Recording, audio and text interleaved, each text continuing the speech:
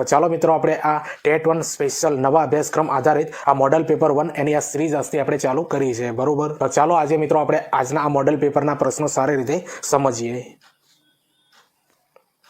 પહેલા નંબરનો પ્રશ્ન સમજીએ કે શિક્ષણ નીતિ ઘડવાની ભલામણ કોણે કરી હતી? તો કોઠારી પંચે મિત્રો આ શિક્ષણ નીતિ ઘડવાની ભલામણ કરી હતી।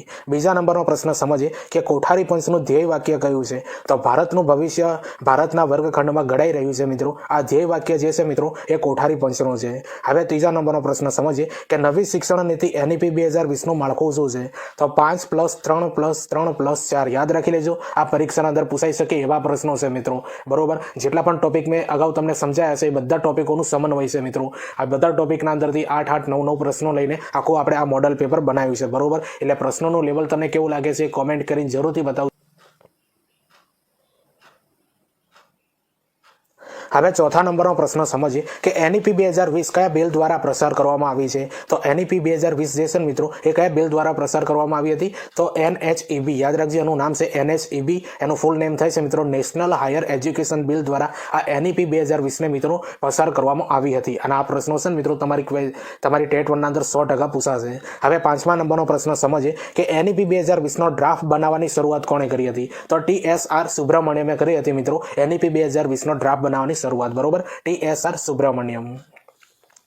હવે છઠ્ઠા નંબરનો પ્રશ્ન સમજીએ કે RT એક્ટ 2009 સંસદમાં ક્યારે પ્રસિદ્ધ થાય છે? તો જો મિત્રો RT એક્ટ 2009 સંસદના અંદર ક્યારે પ્રસિદ્ધ થાય છે? 26 ઓગસ્ટ 2009 ના અંદર મિત્રો આ એક્ટ જે છે મિત્રો એ પસાર થાય છે સંસદમાં, બરોબર। 26 ઓગસ્ટ 2009 ના રોજ। હવે સાતમા નંબરનો પ્રશ્ન સમજીએ કે RT એક્ટ 2009 નો અમલ ક્યારે આવે છે? તો જો મિત્રો આ RT એક્ટ 2009 છે ક્યારે અમલમાં આવે છે? તો 1 એપ્રિલ 2010 થી મિત્રો સમગ્ર ભારતના અંદર મિત્રો યાદ રાખજો, સમગ્ર ભારતના અંદર ખાલી જમ્મુ કાશ્મીર રાજ્ય સિવાય મિત્રો આ RT એક્ટ સમગ્ર ભારતના અંદર લાગુ થયો હતો, બરોબર। અને હવે મિત્રો જમ્મુ કાશ્મીરના અંદર પણ લાગુ થઈ ગયો છે, કારણ કે 370 જે કલમ છે ને હટાઈ દીધી છે, બરોબર। એટલે હવે જમ્મુ કાશ્મીર એટલે સમગ્ર ભારતના અંદર RT એક્ટ હવે લાગુ થઈ ગયો છે। તો જો મિત્રો આવા ક્વેશ્ચન રહેશે, બરોબર। પ્રશ્નો ગમતા હોય ને મિત્રો તો લાઈક શેર કરી દેજો એક, બરોબર। તમારા માટે આ મોડલ પેપરની સિરીઝ ચાલુ કરી છે મિત્રો, બરોબર। આટલો સપોર્ટ કરવાનો રહેશે।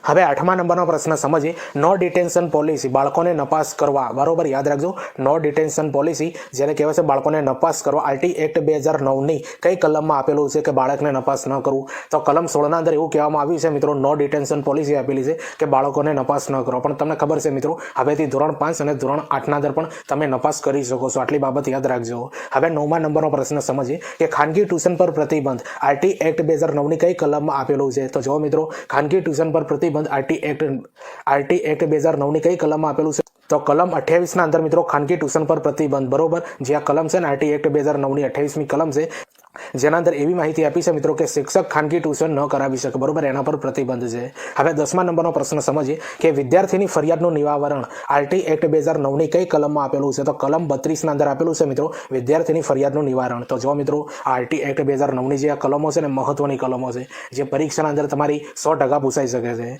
હવે 11મા નંબરનો પ્રશ્ન સમજીએ કે ગુજરાતમાં પ્રજ્ઞા અભિગમની શરૂઆત ક્યારે કરવામાં આવી? તો જૂન 2010 થી મિત્રો ગુજરાતના અંદર પ્રજ્ઞા અભિગમની શરૂઆત કરવામાં આવી હતી। હવે 12મા નંબરનો પ્રશ્ન સમજીએ કે માઇક્રો ટીચિંગની ભારતમાં શરૂઆત કયા વર્ષે થઈ હતી? તો જો મિત્રો માઇક્રો ટીચિંગની શરૂઆત ભારતમાં ક્યારે થઈ હતી? 1967માં થઈ હતી। ક્યારે થઈ હતી? 1967માં।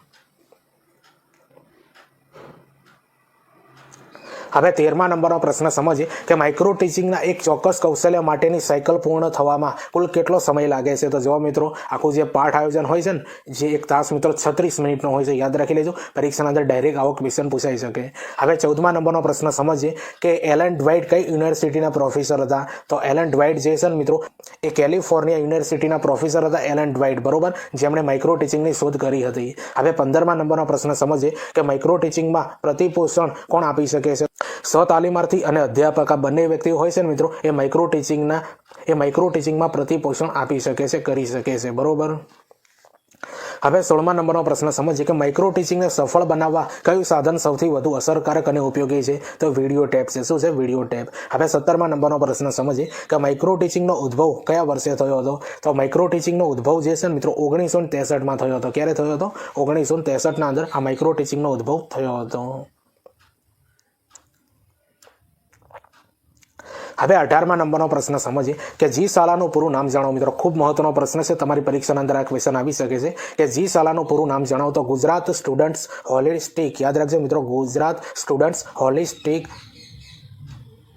એડેપ્ટિવ લર્નિંગ એપ, બરોબર, એડેપ્ટિવ લર્નિંગ એપ મિત્રો આ જી શાળાનું પૂરું નામ છે, બરોબર, Gujarat student holistic adaptive learning app. હવે 19મા નંબરનો પ્રશ્ન સમજીએ કે નિપુણ ભારત અંતર્ગત FLN શું છે મિત્રો. તો FLN નું ફૂલ નેમ છે મિત્રો, તમારી પરીક્ષાના અંદર પૂછાઈ શકે છે કે ફાઉન્ડેશનલ લિટરેસી એન્ડ ન્યુમેરેસી, યાદ રાખી લેજો. FLN નું પૂરું નામ થાય છે મિત્રો ફાઉન્ડેશનલ લિટરેસી એન્ડ ન્યુમેરેસી. હવે 20મા નંબરનો પ્રશ્ન બહુ મહત્વનો પ્રશ્ન છે કે નિપુણનું પૂરું નામ જણાવો. તો નિપુણનું પૂરું નામ થાય છે મિત્રો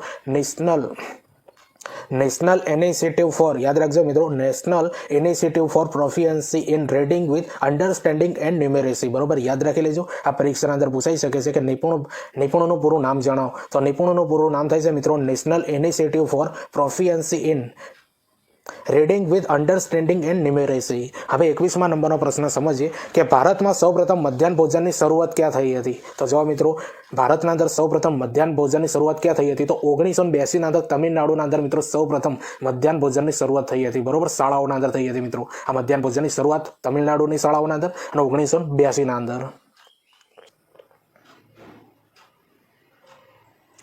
હવે 22મા નંબરનો પ્રશ્ન આપણે સમજીએ કે સમગ્ર ભારતમાં મધ્યાહન ભોજનની શરૂઆત ક્યારે થઈ હતી. જો મિત્રો, સમગ્ર ભારતના અંદર મધ્યાહન ભોજનની શરૂઆત ક્યારે થઈ હતી. તો 1995થી મિત્રો સમગ્ર ભારતના અંદર મધ્યાહન ભોજનની શરૂઆત થઈ હતી. હવે 23મા નંબરનો પ્રશ્ન એનો ખૂબ મહત્વનો પ્રશ્ન છે, આ તમારા કરંટના અંદર આવી શકે છે કે મધ્યાહન ભોજન યોજનાનું નવું નામ શું છે. તો PM પોષણ એનું નામ છે મિત્રો, બરોબર. મધ્યાહન ભોજન યોજનાનું નવું નામ શું છે? PM પોષણ, જેને ગુજરાતીના અંદર કહે છે મિત્રો રાષ્ટ્રીય આહાર સહાયતા કાર્યક્રમ, બરોબર, રાષ્ટ્રીય આહાર સહાયતા કાર્યક્રમ. હવે 24મા નંબરનો પ્રશ્ન સમજીએ એક વર્ષમાં ઓછામાં ઓછા કેટલા દિવસ મધ્યાહન ભોજન આપવાની જોગવાઈ છે. તો જો મિત્રો, એક વર્ષના અંદર ઓછામાં ઓછા કેટલા દિવસ મધ્યાહન ભોજન આપવાની જોગવાઈ છે? 200 દિવસ સુધી આપવાનું મિત્રો. કેટલા દિવસ સુધી આપવાનું? 200 દિવસ સુધી આપવાની જોગવાઈ છે. હવે 25મા નંબરનો પ્રશ્ન સમજીએ કે ગુજરાત રાજ્યમાં SSA ની શરૂઆત ક્યારે થઈ. તો 2001ના અંદર મિત્રો ગુજરાત રાજ્યના અંદર SSA ની શરૂઆત થઈ હતી. હવે 26મા નંબરનો પ્રશ્ન સમજીએ કે SSA નું સૂત્ર કયું છે. તો સૌ ભણે સૌ આગળ વધે, એ જે છે મિત્રો એ SSA નું સૂત્ર છે, બરોબર, સૌ ભણે સૌ આગળ વધે.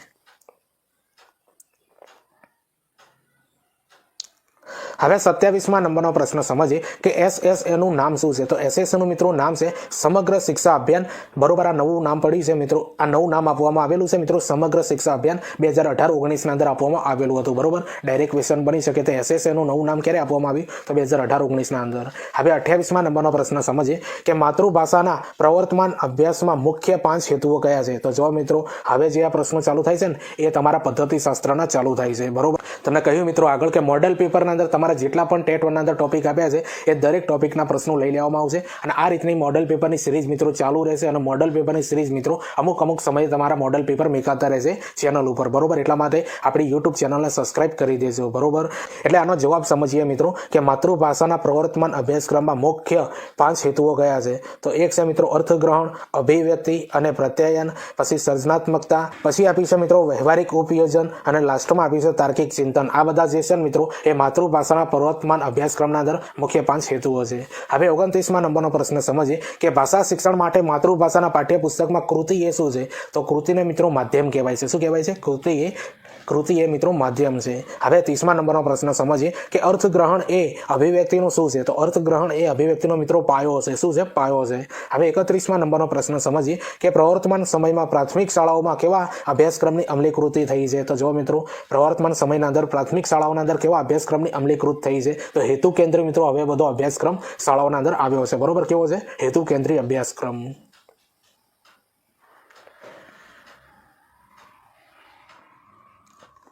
હવે 32મા નંબરનો પ્રશ્ન સમજીએ કે અભિવ્યક્તિની અસરકર્તાનો આધાર શાના ઉપર હોય છે. તો અભિવ્યક્તિની અસરકર્તાનો આધાર મિત્રો અર્થગ્રહણ ઉપર હોય છે. શાના ઉપર હોય છે?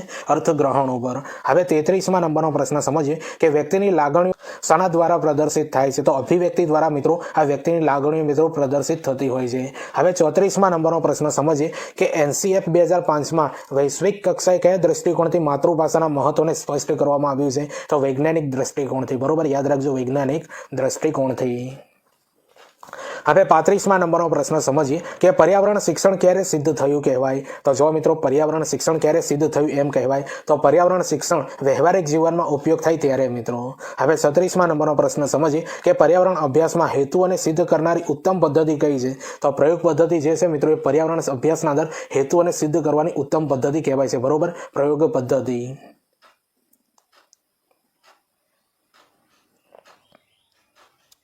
હવે 37મા નંબરનો પ્રશ્ન સમજીએ કે પર્યાવરણ શિક્ષણની ગુણવત્તા સુધારવા કઈ પદ્ધતિનો ઉપયોગ થાય છે? તો જો મિત્રો પર્યાવરણ શિક્ષણની ગુણવત્તા સુધારવી હોય ને તો કઈ પદ્ધતિનો ઉપયોગ થાય છે? સર્વેક્ષણ પદ્ધતિનો ઉપયોગ થાય છે. હવે 38મા નંબરનો પ્રશ્ન સમજીએ કે પર્યાવરણની કઈ પદ્ધતિ દ્વારા જીવનનો વાસ્તવિક અનુભવ થાય છે? તો પર્યાવરણની મિત્રો જો પ્રોજેક્ટ પદ્ધતિ દ્વારા જે છે મિત્રો એ જીવનનો વાસ્તવિક અનુભવ થાય છે. હવે 39મા નંબરનો પ્રશ્ન સમજીએ કે પર્યાવરણ અભ્યાસમાં પાયાના કૌશલ્ય કયા છે? તો પર્યાવરણ અભ્યાસમાં પાયાના કૌશલ્ય મિત્રો વાંચન, લેખન અને મૌખિક અભિવ્યક્તિ. આ જે છે ને મિત્રો એ પાયાના કૌશલ્ય છે. બરોબર, વાંચન, લેખન અને મૌખિક અભિવ્યક્તિ. હવે 40મા નંબરનો પ્રશ્ન સમજીએ પર્યાવરણ મૂલ્યાંકનના પ્રકાર જણાવો. તો પર્યાવરણ મૂલ્યાંકનના પ્રકાર છે મિત્રો ઔપચારિક તથા અનૌપચારિક મૂલ્યાંકન, પ્રગતિમૂલક અને પરિપાકમૂલક મૂલ્યાંકન. બરોબર, યાદ રાખી લેજો, પરીક્ષાના અંદર પૂછાશે કે પર્યાવરણ મૂલ્યાંકનના પ્રકારો કયા છે? તો ઔપચારિક તથા અનૌપચારિક મૂલ્યાંકન, પ્રગતિમૂલક અને પરિપાકમૂલક મૂલ્યાંકન. યાદ રાખી લેજો, પરીક્ષાના અંદર પૂછાય એવા પ્રશ્નો છે. હવે 41મા નંબરનો પ્રશ્ન સમજીએ કે ગણિત શિક્ષણ દ્વારા બાળકોમાં કેવા ગુણ વિકાસ પામે છે? તો જો મિત્રો ગણિત શિક્ષણ દ્વારા બાળકોના અંદર કેવા ગુણ વિકાસ પામે છે?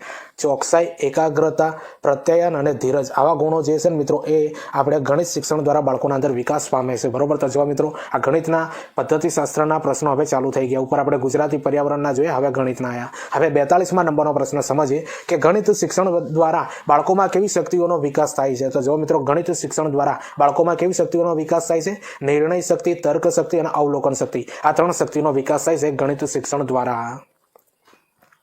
હવે 43મા નંબરનો પ્રશ્ન સમજીએ કે ગણિત શિક્ષણ દ્વારા બાળકોમાં કેવા કૌશલ્યો વિકાસ પામે છે? તો ગણિત શિક્ષણ દ્વારા મિત્રો બાળકોના અંદર ગણન, માપન અને અંદાજ કાઢવો અને સમસ્યા ઉકેલ આ બધા ગુણોનો મિત્રો વિકાસ પામતો હોય છે. આ બધા કૌશલ્યોનો વિકાસ પામે છે. બરોબર, ગણન, માપન અને અંદાજ કાઢવો, સમસ્યા ઉકેલ કૌશલ્યોનો વિકાસ પામે છે. હવે 44મા નંબરનો પ્રશ્ન સમજીએ કે ગાણિતિક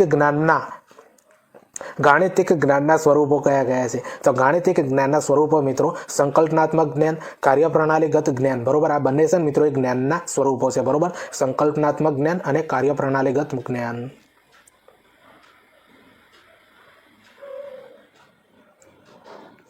હવે 45મા નંબરનો પ્રશ્ન સમજીએ કે ગણિત શિક્ષણની પદ્ધતિઓ કઈ કઈ છે? તો ગણિત શિક્ષણની પદ્ધતિઓ મિત્રો કઈ છે? આગમન પદ્ધતિ, નિગમન પદ્ધતિ, પૃથ્થકરણ પદ્ધતિ, સંયોજન પદ્ધતિ, નિદર્શન પદ્ધતિ, પ્રયોગ પદ્ધતિ, પ્રકલ્પ પદ્ધતિ અને કોયડા પદ્ધતિ. આ બધી પદ્ધતિઓ છે મિત્રો એ ગણિતની પદ્ધતિઓ છે. યાદ રાખી લેજો મિત્રો, આ પરીક્ષાના અંદર પૂછાશે બધી પદ્ધતિઓ. હવે 46મા નંબરનો પ્રશ્ન સમજીએ કે સમાવેશી શિક્ષણ એટલે શું? તો જો મિત્રો હવે સમાવેશી શિક્ષણના ક્વેશ્ચન ચાલુ થયા છે. મેં તમને કીધું હતું આ મોડલ પેપરના અંદર તમારા અભ્યાસક્રમના અંદર જેટલા પણ ટોપિક આવ્યા છે એ બધા ટોપિકના પ્રશ્નો આવી જશે. અને આવી રીતે મિત્રો આ મોડલ પેપરની સિરીઝના અંદર આગળ વધારીશું મિત્રો અને દરેક ટોપિકના પ્રશ્નો નવા તમારા માટે લાવીશું મિત્રો કે જેથી કરીને ટેટ 1ના અંદર તમે સારા માર્ક્સ લાવીને મિત્રો નોકરી મેળવી શકો. તો પ્રશ્ન સમજીએ મિત્રો 47માં સમાવેશી શિક્ષણ એટલે શું? તો સૌ બાળકોને કોઈ પણ જાતનો ભેદભાવ વગર શિક્ષણ મેળવવાની સમાન તક મળે તેવી વ્યવસ્થા. જો મિત્રો જે બાળકો હોય ને મિત્રો એના જાતિ, ધર્મ, રંગ ભેદ વગર કોઈ પણ જાતનો મિત્રો ભેદભાવ વગર કર્યા વગર દરેક બાળકને મિત્રો એક જ શાળાના અંદર એક જ શિક્ષક ભણાવે મિત્રો એવી આ સુવિધા કરવાની છે સમાવેશી શિક્ષણના અંદર. હવે 47મા નંબરનો પ્રશ્ન સમજીએ કે આરટી એક્ટ 2009 અમલીકૃત બનતા શું થાય છે મિત્રો? જો આરટી એક્ટ 2009 અમલીકૃત બનતા શિક્ષણ એ પ્રત્યેક બાળકોનો વિકાસ બન્યો છે. બરોબર, શિક્ષણ એ પ્રત્યેક બાળકનો વિકાસ ક્યારે બન્યો છે? કે આરટી એક્ટ 2009નું અમલીકરણ બન્યું ત્યારે. હવે 48મા નંબરનો પ્રશ્ન સમજીએ કે બહિષ્કૃતિકરણ એટલે શું? તો બહિષ્કૃતિકરણ એટલે મિત્રો કેટલાક જૂથોને ઇરાદાપૂર્વક બહિષ્કૃત કરી શિક્ષણથી વંચિત રાખવાની પ્રક્રિયા. આને મિત્રો બહિષ્કૃતિકરણ કહેવાય છે. તો જો મિત્રો સમાવેશી શિક્ષણના અંદર આ લેવલના પ્રશ્નો પૂછાશે અને સમાવેશી શિક્ષણ મિત્રો આમે પણ તમારી પરીક્ષાના અંદર 5 ગુણના અંદર પૂછાશે.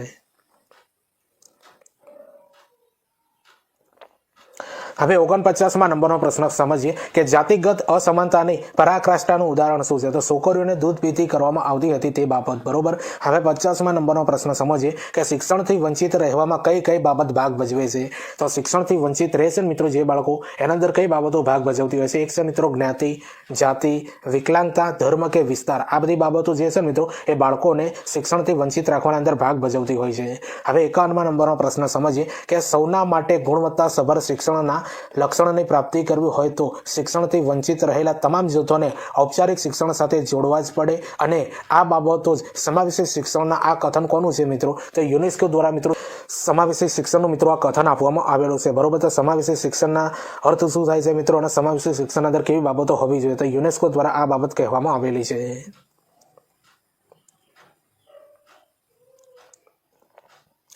હવે 52મા નંબરનો પ્રશ્ન સમજીએ કે બાળક પોતાને ઇન્દ્રિયો દ્વારા શીખવું જોઈએ, બરોબર.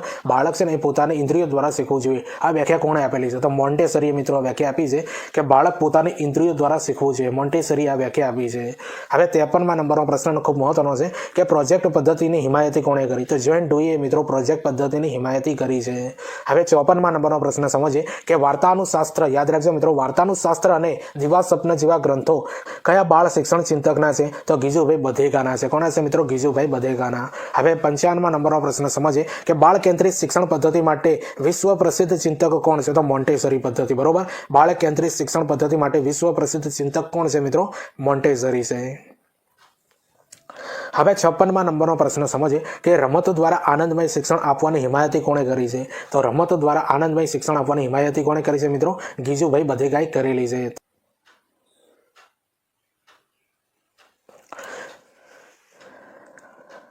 હવે 56મા નંબરનો પ્રશ્ન સમજીએ કે રમતો દ્વારા આનંદમય શિક્ષણ આપવાની હિમાયત કોણે કરી? તો ગીજુભાઈ બધેકાએ મિત્રો કરેલી છે. હવે 57મા નંબરનો પ્રશ્ન સમજીએ કે બુદ્ધિમાં કુલ 150 ઘટકો હોય છે. કયા મનોવૈજ્ઞાનિકે મત આપેલો છે? તો કિલ્ફર્ડે મિત્રો આ મત આપ્યો છે કે બુદ્ધિના અંદર 150 ઘટકો હોય છે. હવે 58મા નંબરનો પ્રશ્ન સમજીએ કે 1 kg બરાબર કેટલા ટન થાય? તો જો મિત્રો આ ગણિતના મહત્વના પ્રશ્નો છે, બરોબર. તમારી પરીક્ષાના અંદર આના અંદરથી 100% ક્વેશ્ચન હશે. તો 1 kg બરાબર કેટલા થાય છે મિત્રો? તો 1 ભાગ્યા 1000 થાય અથવા 0.001